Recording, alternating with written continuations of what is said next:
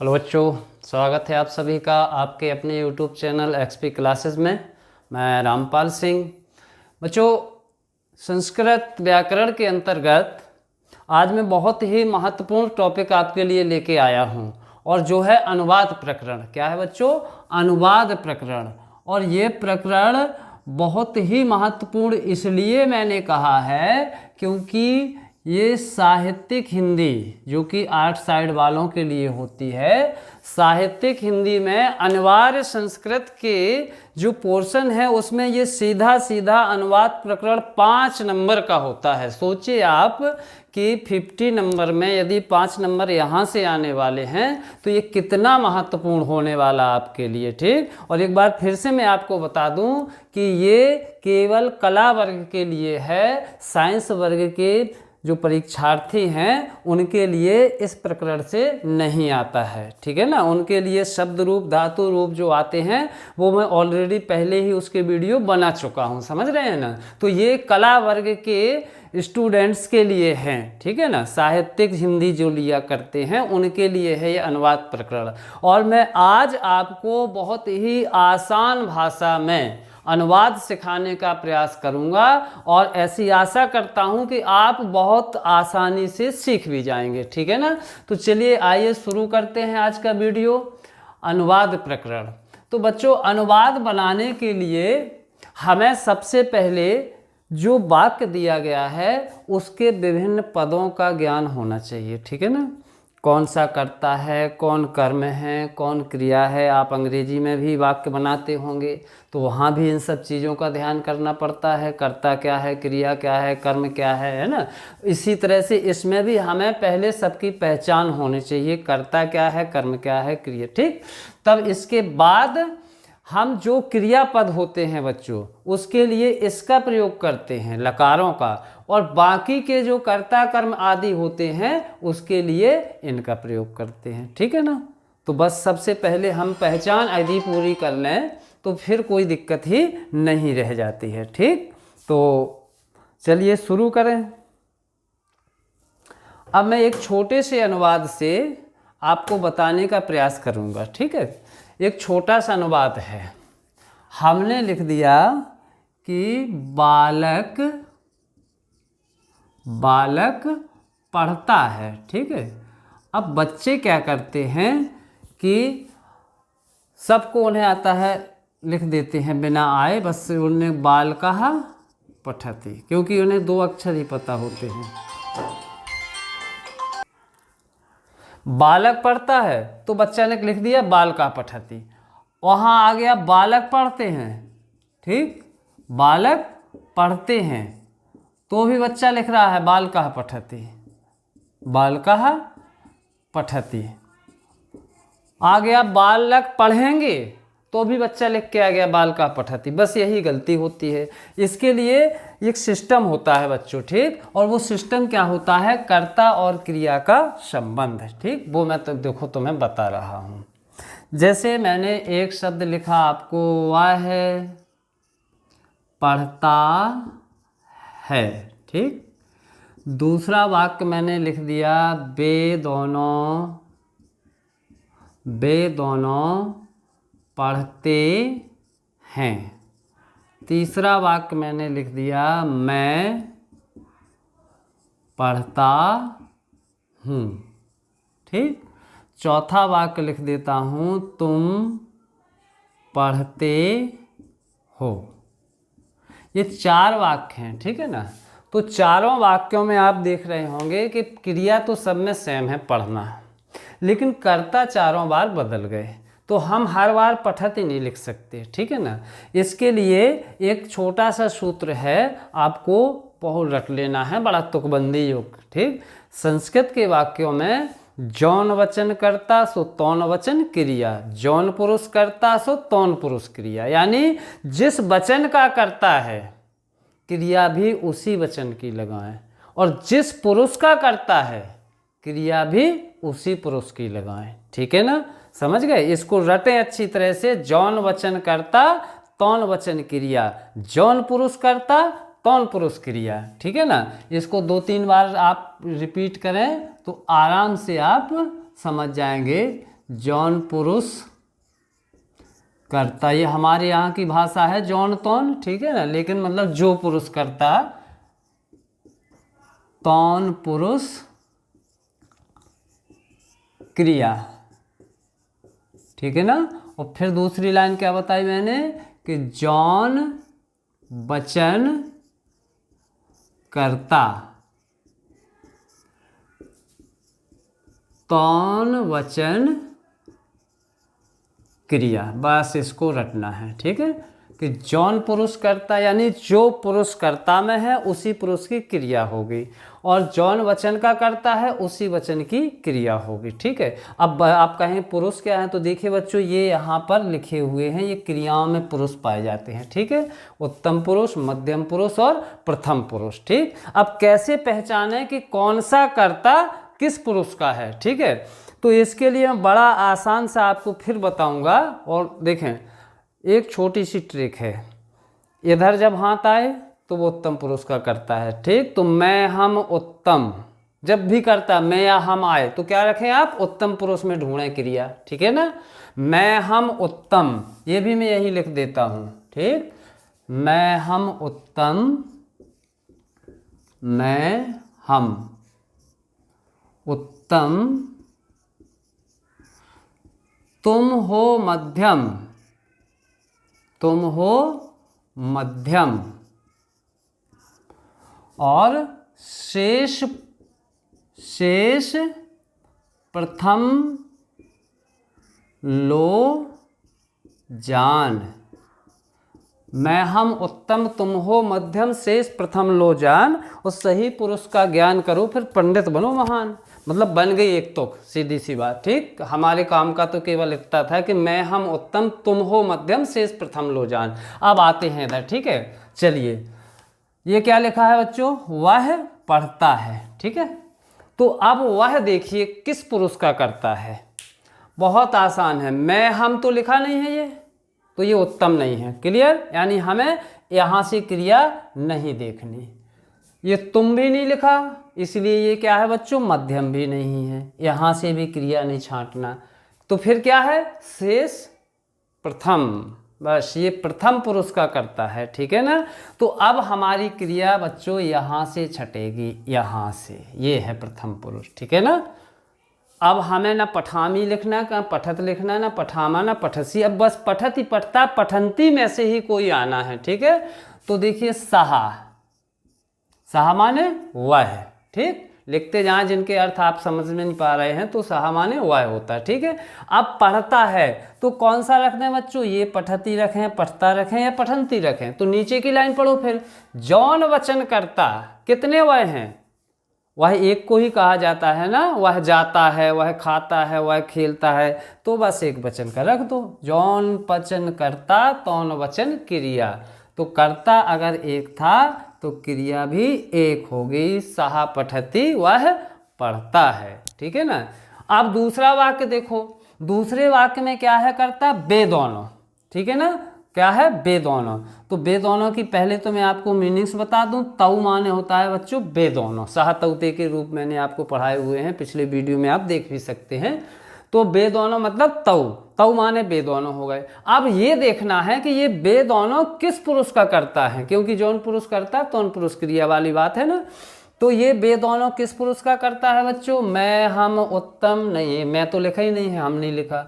तुम हो मध्यम, ये तुम भी नहीं लिखा, खत्म। शेष प्रथम लो जान, ये भी प्रथम पुरुष का ही है, तो इसके लिए भी क्रिया हमारी इसी में से आएगी, ठीक। अब कौन सी आएगी, जौन वचन करता, तौन वचन क्रिया। कितने हैं ये, बे दो, दोनों है ना।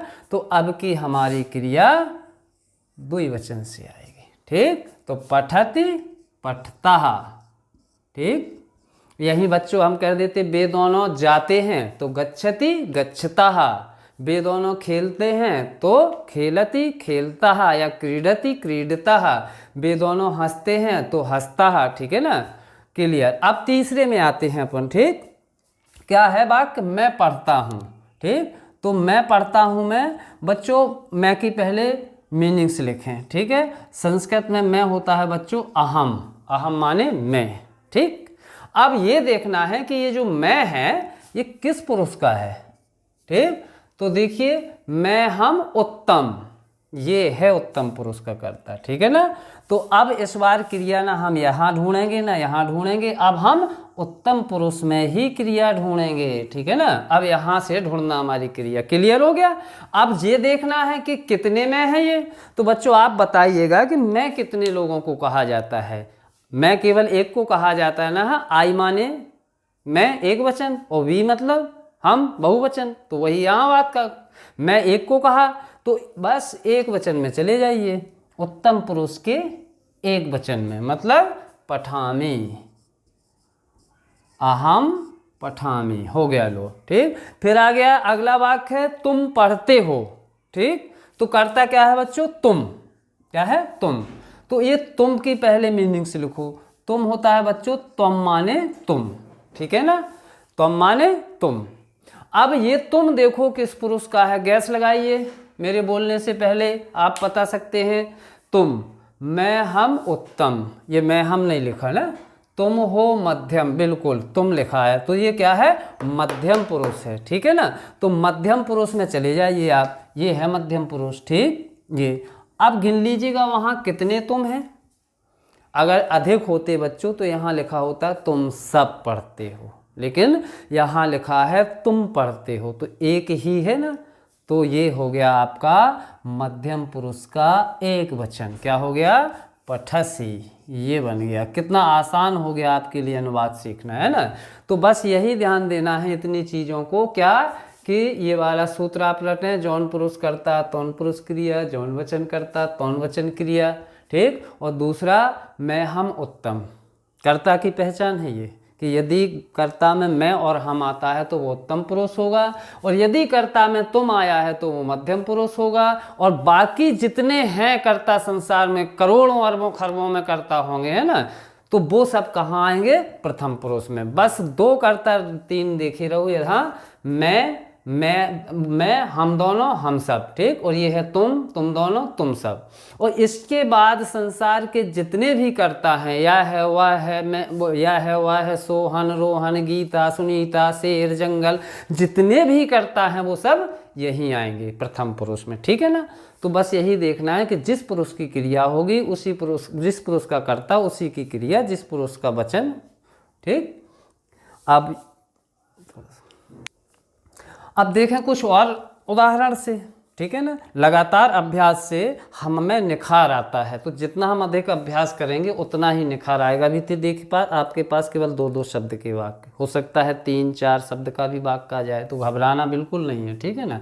अब मैं थोड़ा सा वाक्य को बढ़ाता हूँ, ठीक। अब मैं लिखता हूँ कि वह फल खाता है, ठीक है ना, वह फल खाता है। अब देखिएगा अभी तक क्या था? वह पढ़ता है, यानी केवल दो से, अब तीसरा फल और आ गया बीच में, कोई घबराने की ज़रूरत नहीं है। अब यहाँ पहचान क्या करना है? सबसे पहले कर्ता की। कर्ता क्या है? कर्ता है बच्चों वह है, काम करने वाले को कर्ता कहते हैं ना। आप सब लोग इंग्लिश में जब टेंस बना रहे होंगे तो ये सब सीखे बैठे होंगे ना।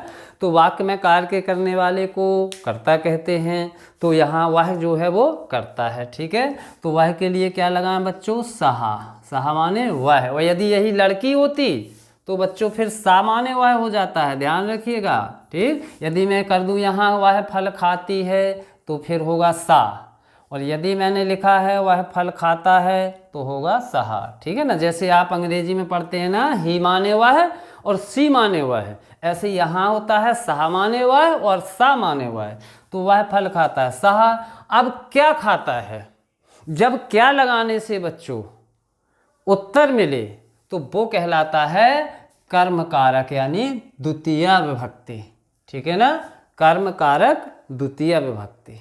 क्लियर, समझ रहे हैं ना? क्या लगाने से, जैसे इसमें हम लगाएं क्या खाता है? फल खाता है, तो यहाँ जो फल है उसमें हमें इन तीन में से कुछ एक लगाना है, ठीक।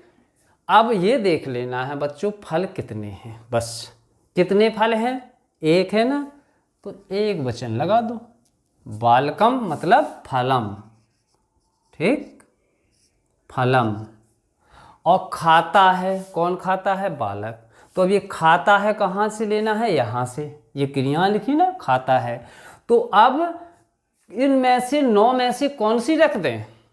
तो फिर वही देखें हम, कर्ता किस पुरुष का है बताइए बच्चों, किस पुरुष का होना चाहिए? ये होना चाहिए मैं, हम, उत्तम नहीं होना चाहिए, तुम हो, मध्यम भी नहीं होना चाहिए। तो ये शेष प्रथम पुरुष का करता है। तो यहाँ छांटी है बच्चों क्रियाएं, ठीक है, यहाँ छांटें। तो अब ये देखो कितने वाय हैं, एक वाय है ना, तो बस प्रथम पुरुष का एक वचन पठती, पठती नहीं लेकिन इस बार होगा बच्चों खादती, क्योंकि खा रहा है अब, है ना, अभी पढ़ा बहुत दिया हमने, अब खिलाएं कुछ, ठीक है।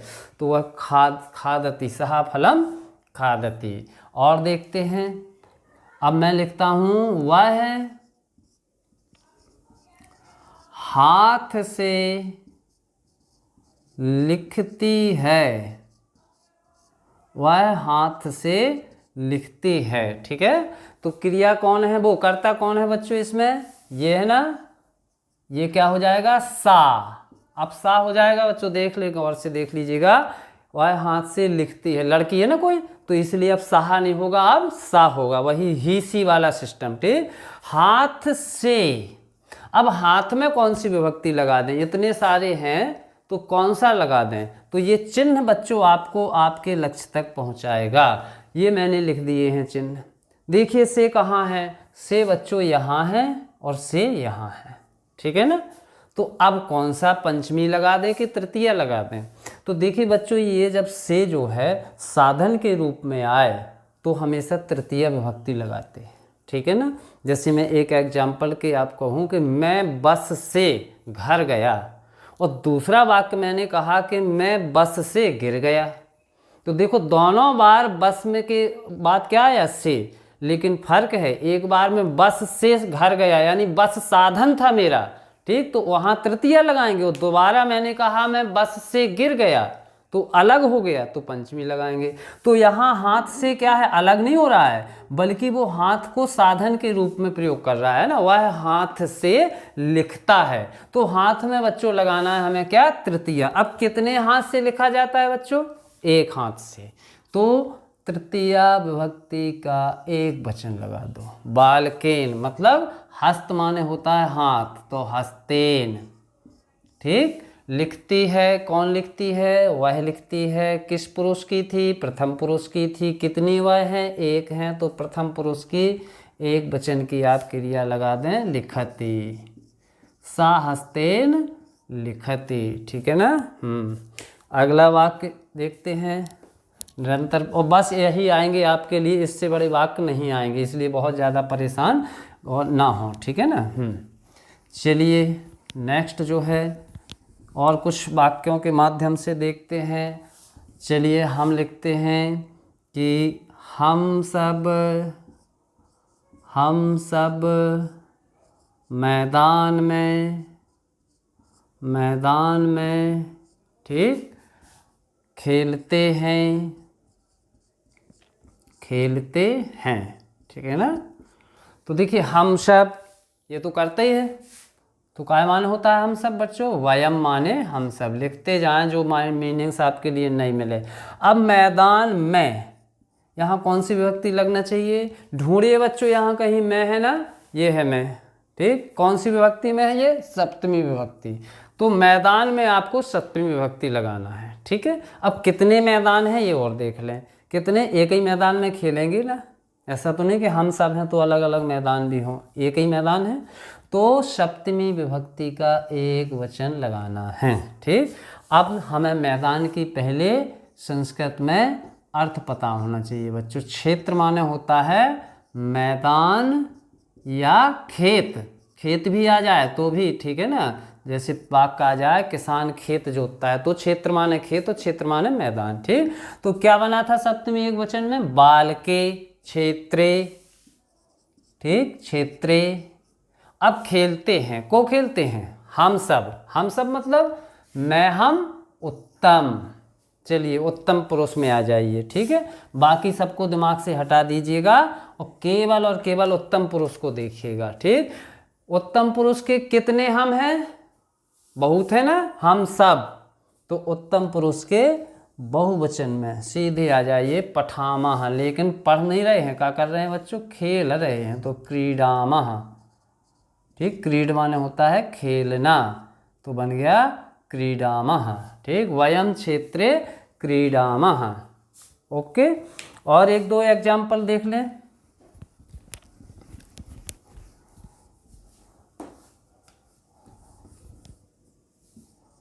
सुरेश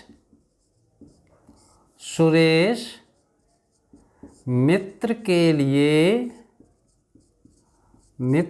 लिए लड्डू पकाता है ना। हाँ, खाने के बाद कुछ मीठा हो गया। लो भाई, सुरेश मित्र के लिए लड्डू पकाता है। ठीक है, बड़ा हो गया वाक्य, कोई घबराने की आवश्यकता नहीं है। क्रिया जो पकाना है वो हमेशा सुरेश को फॉलो करेगी। ठीक है, बीच के जितने भी जो शब्द होते हैं वो इसके अनुसार रखते हैं अपन। ठीक है, तो कोई बड़ी चीज़ नहीं, चाहे तो आप शुरू में रख सकते हैं। ठीक, सुरेशा।